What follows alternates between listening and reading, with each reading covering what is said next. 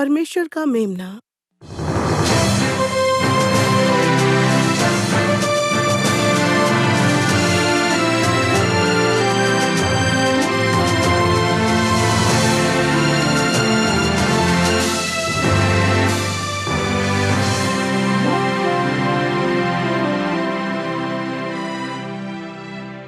कार्यक्रम यीशु की कहानी में आपका स्वागत है।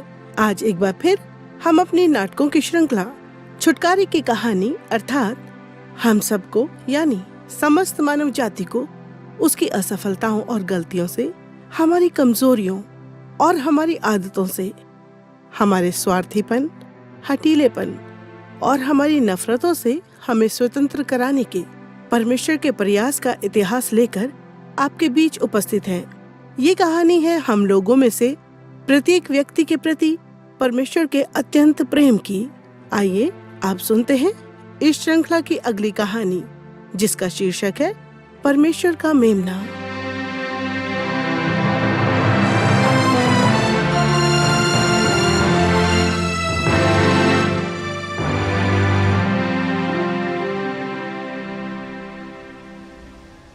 परमेश्वर एकमात्र पूरे ब्रह्मांड की रचना करने वाला सृष्टिकर्ता और सब चीजों को जो थी और हैं उनका लेखक अब फिर से अपनी बनाई हुई सृष्टि में वापस लौटता है। बहुत लंबे समय और मौन के बाद एक बार फिर से सर्वशक्तिमान परमेश्वर के पांव भूमि पर रखे जाते हैं और वो उस वातावरण में गहरी सांस लेता है। बहुत वर्षों पहले परमेश्वर दिन के ठंडे मौसम में आदम और हव्वा के साथ घूमा करता था और उन्हीं की भाषा में उनसे बात किया करता था और वाटिका के भीतर उनके साथ संगति किया करता था।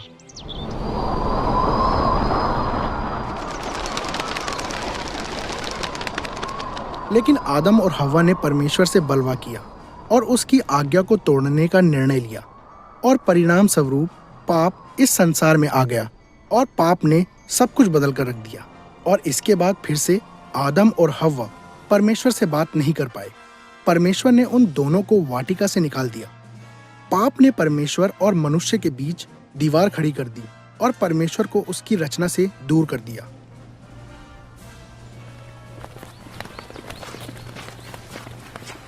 लेकिन दुख का विषय यह है कि उसके बाद की आने वाली पीढ़ी ने आदम और हव्वा की तरह अनाज्ञाकारिता की और हर पीढ़ी ने परमेश्वर के प्रति बलवा करके अपनी अनाज्ञाकारिता को साबित कर दिया। लेकिन इसके बावजूद उन पीढ़ियों के समय परमेश्वर शांति के साथ इसके समाधान का कार्य कर रहा था, जिसकी वजह से मनुष्य और परमेश्वर के बीच में विभाजन हो गया था। अतः परमेश्वर ने अपनी उपस्थिति और प्रेम को पाप के कारण वापस ले लिया था।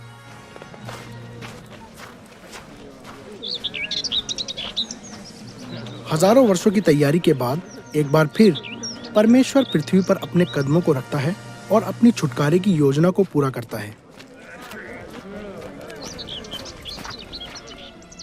आज की सुबह बहुत ही खूबसूरत है।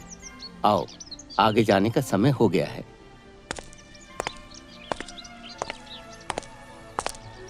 वो जगत में था और जगत उसके द्वारा उत्पन्न हुआ और जगत ने उसे नहीं पहचाना। वो अपने घर आया और उसके अपनों ने उसे ग्रहण नहीं किया। जो लोग यीशु के साथ थे उन्हें नहीं मालूम था कि क्या होने वाला है। वो समय निकट था जब परमेश्वर अपनी योजना को मनुष्य जाति के छुटकारे के लिए पूरा करने वाला था और हमारा छुटकारा एक भयानक मूल्य की मांग कर रहा था।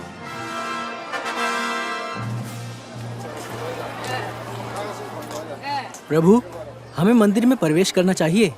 यूहन्ना, तुम क्या चाहते हो? हमें कहाँ जाना चाहिए? प्रभु, मैं समझता हूँ बैतनिय्याह या फिर वापस कफरनहूम। या फिर वापस गलील। लेकिन हम यरूशलेम पहुंच ही गए हैं। हाँ प्रभु, बैतनिय्याह जाएंगे तो मेरे लिए ठीक है, लेकिन यहाँ भी अच्छा है।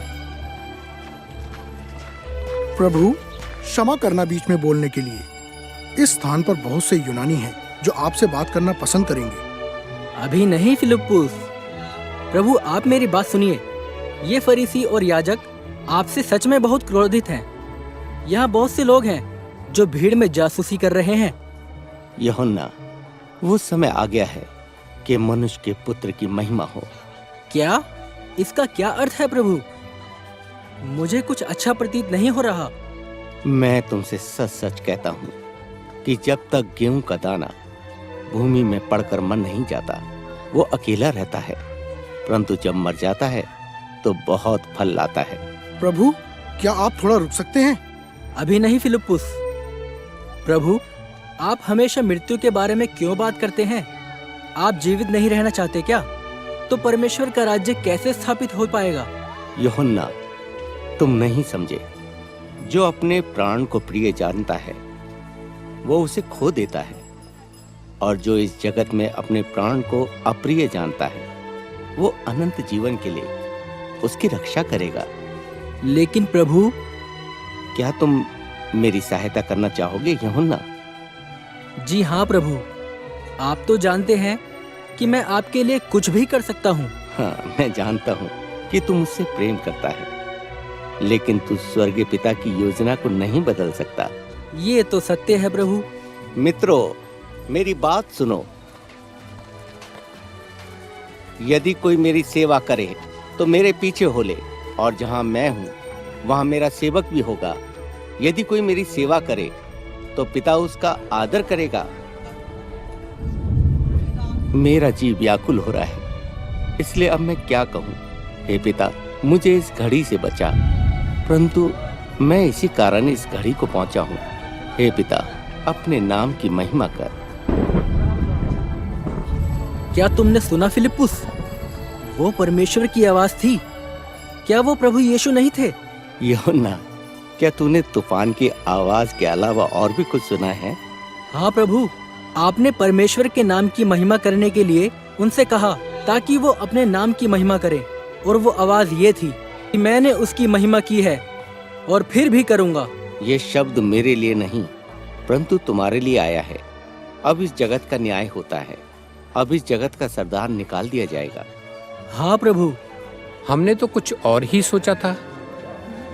लेकिन और मैं यदि ऊंचे पर चढ़ाया जाऊंगा तो सबको अपने पास खींचूंगा।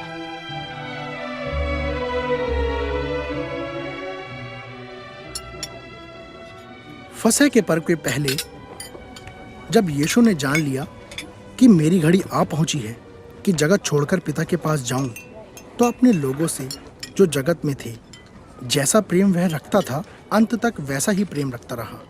परमेश्वर, तू धन्य है। आकाश और पृथ्वी के राजा, तू महान है कि तूने दाख और अन्य फलों को बनाया। और जब शैतान शमौन के पुत्र यहूदा इस्करियोती के मन में यह डाल चुका था कि उसे पकड़वाए, तो भोजन के समय परमेश्वर, तू धन्य है।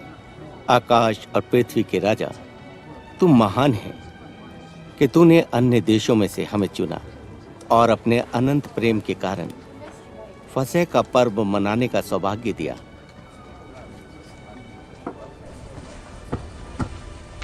यीशु ने यह जानकर कि पिता ने सब कुछ मेरे हाथों में कर दिया है और मैं परमेश्वर के पास से आया हूँ और परमेश्वर के पास जाता हूँ, भोजन पर से उठकर अपने कपड़े उतार दिए और अंगोछा लेकर अपनी कमर बांधी। तब बर्तन में पानी भरकर चेलों के पांव धोने लगा और जिस अंगोछे से उसकी कमर बंधी थी उसी से पोंछने लगा। प्रभु, क्या आप मेरे भी पैर धोगे? हाँ पतरस, जो कुछ मैं अभी करने जा रहा हूँ वो तू अभी नहीं समझेगा, लेकिन बाद में तू समझेगा। नहीं नहीं प्रभु, आप मेरे पैर कभी धोने नहीं पाओगे। यदि मैं तुझे ना धोऊं तो मेरे साथ तेरा कुछ भी साझा नहीं। जब वह उनके पांव धो चुका और अपने कपड़े पहनकर बैठ गया। तुम क्या समझे कि मैंने तुम्हारे साथ क्या किया? तुम मुझे गुरु और प्रभु कहते हो और भला ही कहते हो, क्योंकि मैं वही हूँ। मैंने प्रभु और गुरु होकर तुम्हारे पांव धोए, तो तुम्हें भी एक दूसरे के पांव धोना चाहिए, क्योंकि मैंने तुम्हें नमूना दिखा दिया है कि जैसा मैंने तुम्हारे साथ किया है तुम भी वैसा ही किया करो। जिस प्रकार उनके पूर्वज फसह के पर्व को मनाया करते थे, उसी प्रकार यीशु और उसके चेले भी मना रहे थे। 4 प्याले दाखरस, अखमीरी रोटी, भुना हुआ मेमना और कड़वा सागपात जो नमकीन पानी में डूबा हुआ था। मैं तुमसे सच सच कहता हूँ, कि तुम में से एक मुझे पकड़वाएगा। यूहन्ना, गुरु से पूछ वो किसके विषय में बात कर रहे हैं। हे प्रभु, वह कौन है? जिसे मैं ये रोटी का टुकड़ा डुबो कर दूंगा, वही है।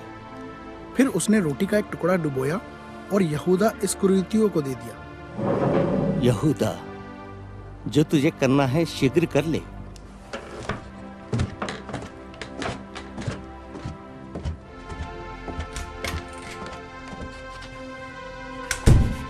तब यहूदा ने वो रोटी का टुकड़ा लिया और तुरंत बाहर चला गया। वो रात्रि का समय था। प्रभु, आपने यहूदा को कहाँ भेज दिया? क्या वो बाजार से कुछ भोजन वस्तु खरीदने गया है? नहीं पतरस, वो किसी और काम के लिए गया है। हे बालको, मैं और थोड़ी देर तुम्हारे पास हूँ, फिर तुम मुझे ढूंढोगे। और जैसा मैंने यहूदियों से कहा कि जहाँ मैं जाता हूँ वहाँ तुम नहीं आ सकते, वैसा ही मैं अब तुमसे भी कहता हूँ। हे प्रभु, अभी मैं तेरे पीछे क्यों नहीं आ सकता? मैं तो तेरे लिए प्रभु अपना प्राण भी देने के लिए तैयार हूँ। पतरस, क्या तू मेरे लिए अपना प्राण देगा? मैं तुझसे सच सच कहता हूँ कि मुर्ग बांग न देगा जब तक तू 3 बार मेरा इनकार न कर देगा। तुम्हारा मन व्याकुल ना हो। तुम परमेश्वर पर विश्वास रखते हो, मुझ पर भी विश्वास रखो। मेरे पिता के घर में बहुत से रहने के स्थान हैं। यदि ना होते तो मैं तुमसे कह देता, क्योंकि मैं तुम्हारे लिए जगह तैयार करने जाता हूँ। और यदि मैं जाकर तुम्हारे लिए जगह तैयार करूँ तो फिर आकर तुम्हें अपने यहाँ ले जाऊंगा, कि जहाँ मैं रहूँ वहाँ तुम भी रहो। आओ मेरे साथ गतसमनी के बाग में चलें। वो घड़ी आ पहुंची है। तभी यीशु बाहर निकलकर अपनी रीति के अनुसार जैतून के पहाड़ पर गया और चेले उसके पीछे हो लिए। श्रोताओं, हमें सुनने के लिए आपका धन्यवाद। आप सुन रहे हैं कहानी यीशु की कार्यक्रम में परमेश्वर के वचन पर आधारित श्रृंखला छुटकारे की कहानी का अगला एपिसोड, जो प्राचीन काल के पुरुषों और स्त्रियों के जीवन को चित्रित करता है, जिन्होंने अपने जीवन में सहायता की आवश्यकता को महसूस किया था। कहानी के पिछले भाग में आपने सुना यीशु और उसके चेले आखिरी बार यरूशलेम में प्रवेश करते हैं। उसके कुछ चेले समझ गए थे कि यीशु के साथ कुछ बुरा होने वाला है, लेकिन ये नहीं जानते थे कि कैसे होगा। और उस संकट में जाने से पहले गुरुवार के दिन उसने आखिरी भोज अपने चेलों के साथ किया।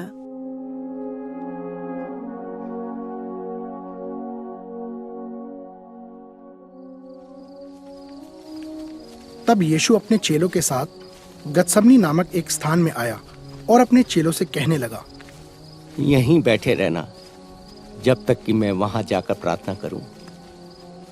और वह पतरस और जब्दी के दोनों पुत्रों को साथ ले गया और उदास और व्याकुल होने लगा। मेरा जी बहुत उदास है, यहाँ तक कि मेरे प्राण निकला चाहते हैं।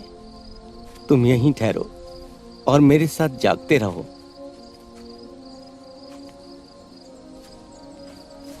हे पिता, मैं अपने इन मित्रों के लिए चिंतित हूं। ये अभी जवान हैं। आने वाला मार्ग बहुत कठिन है। मैं इन लोगों को छोड़े जाने को सहन नहीं कर सकता।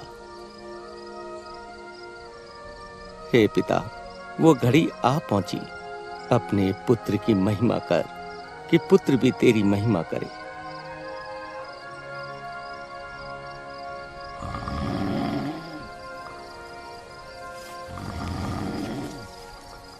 हे पिता, मैंने तेरा नाम उन मनुष्यों पर प्रकट किया जिन्हें तूने जगत में मुझे दिया है।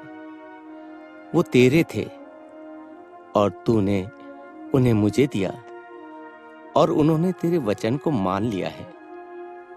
मैं उनके लिए विनती करता हूं, हे पवित्र पिता, अपने उस नाम से जो तूने मुझे दिया है उनकी रक्षा कर, कि वो हमारी नाई एक हो। उसने एक अद्भुत घड़ी के लिए प्रार्थना करी, अपने मित्रों के लिए और उनके लिए जो भविष्य में उसके पीछे चलेंगे। उसका ध्यान आने वाली घड़ी पर था जिसकी कल्पना नहीं की जा सकती, और वो अंधकार जिसका कोई बयां नहीं कर सकता।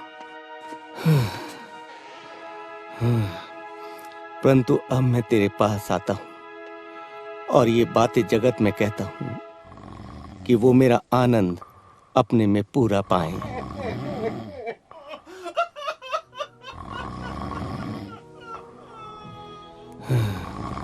हे मेरे पिता, यदि हो सके तो ये कटोरा मुझसे टल जाए, तो भी जैसा मैं चाहता हूं वैसा नहीं, परंतु जैसा तू चाहता है वैसा ही हो।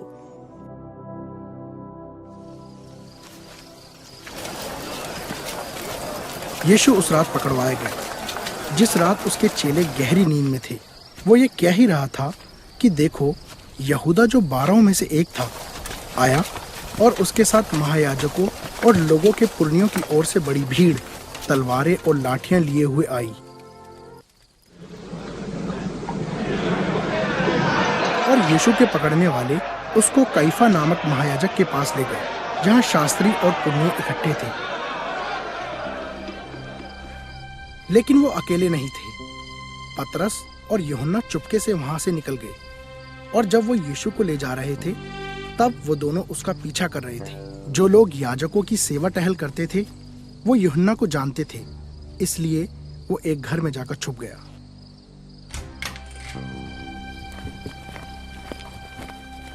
यूहन्ना, रुको, तुम वहां अंदर नहीं जा सकते। पतरस, तुम मेरा यही इंतजार करो, मैं देखने जाता हूँ कि आखिर वहां हो क्या रहा है। यूहन्ना, रुको। लेकिन यूहन्ना इस योग्य नहीं था कि उसकी कोई सहायता कर पाता। याजकों के सरदार और परिषद के लोग उसके खिलाफ झूठे सबूत इकट्ठे कर रहे थे ताकि उसे मार डाला जाए, और फिर महायाजक खड़ा हो गया। क्या तुम कोई उत्तर नहीं दोगे? तुम्हारे खिलाफ क्या गवाही है जो ये लोग तुम्हें यहाँ लेकर आए हैं? मैं तुझे जीवते परमेश्वर की शपथ देता हूँ कि यदि तू परमेश्वर का पुत्र मसीह है तो हमसे कह दे। हाँ, तुम आप ही तो कह रहे हो।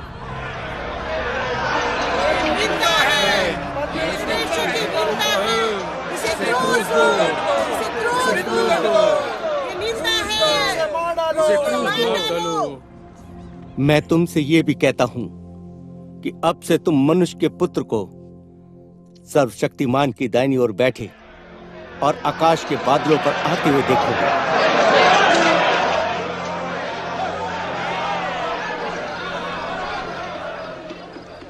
जब भोर हुई तो सब महायाजकों और लोगों के पुरनियों ने यीशु के मार डालने की सम्मति की, और उन्होंने उसे बांधा और ले जाकर पिलातुस हाकिम के हाथ में सौंप दिया। समय बीत रहा था और सब्त का दिन आने ही वाला था। जिन लोगों ने यीशु को पकड़ा था वो लोग रोमी सरकार से उसे मृत्यु दंड देने के लिए दबाव डाल रहे थे, जबकि पिलातुस इस बात से संतुष्ट नहीं था।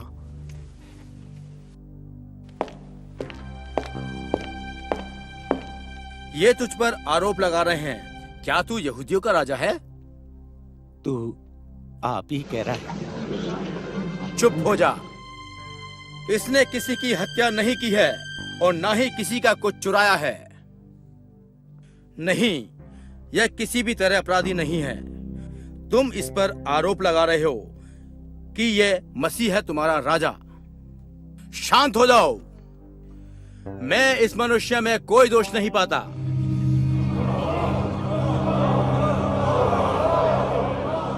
शांत हो जाओ।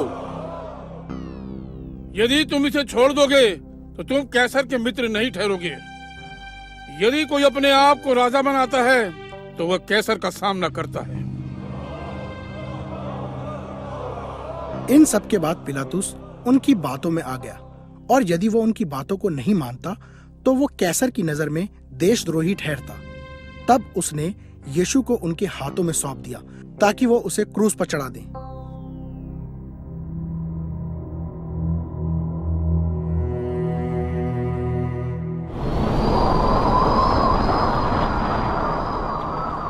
तब वे यीशु को ले गए और वो अपना क्रूस उठाए हुए उस स्थान से बाहर गया जो खोपड़ी का स्थान कहलाता है और इब्रानी में गुलगत्ता। वहां उन्होंने उसे और उसके साथ 2 और मनुष्यों को क्रूस पर चढ़ाया, एक को दाएं और दूसरे को बाएं और यीशु को बीच में।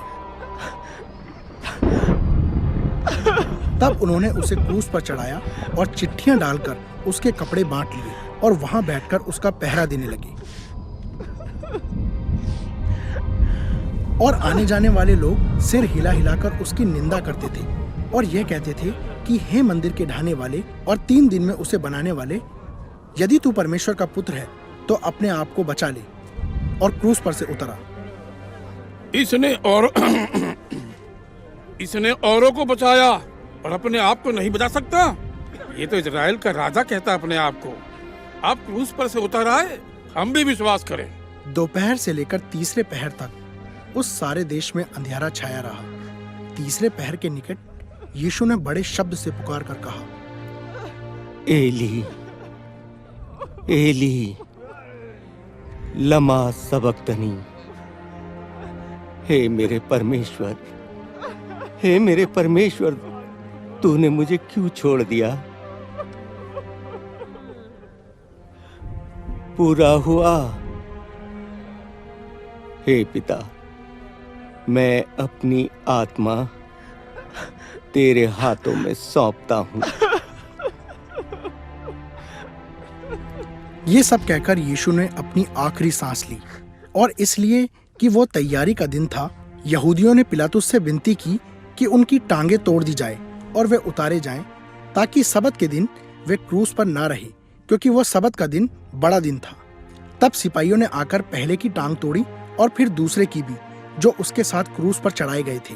परंतु जब यीशु के पास आकर देखा कि वह मर चुका है तो उसकी टांगें ना तोड़ी। परंतु सिपाहियों में से एक ने बर्छे से उसका पंजर बेधा और उसमें से तुरंत लहू और पानी निकला।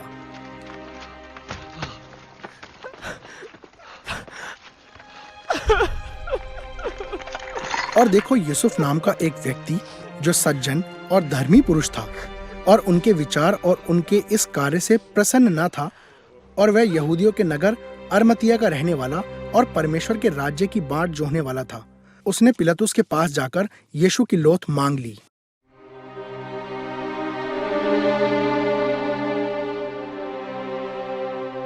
श्रोताओं, यदि आपने अभी तक यीशु को अपना उद्धारकर्ता ग्रहण नहीं किया है तो ये समय आपके पास है।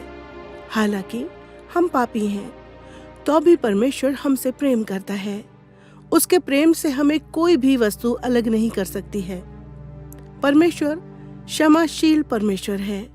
उसने एक ऐसा रास्ता बनाया है जिसके द्वारा पापी मनुष्य को क्षमा मिल सकती है और उसका मेल मिलाप फिर से परमेश्वर के साथ हो सकता है। अब मैं एक प्रार्थना करने जा रही हूँ। इस प्रार्थना को ध्यानपूर्वक सुनिए और इसे अपनी व्यक्तिगत प्रार्थना बनाइए। आइए हम प्रार्थना करें। हे परमेश्वर, मैं जानती हूँ कि मैंने पाप किया है। मैं तेरे सन्मुख अपने पापों का अंगीकार करती हूँ और पश्चाताप करती हूँ। मैं तेरा धन्यवाद करती हूँ कि तू मुझसे प्रेम रखता है और तूने एक मार्ग तैयार किया है जिसके आधार पर मेरे पाप क्षमा किए जाते हैं। मैं उस मार्ग के बारे में अधिक जानकारी चाहती हूँ। आमीन।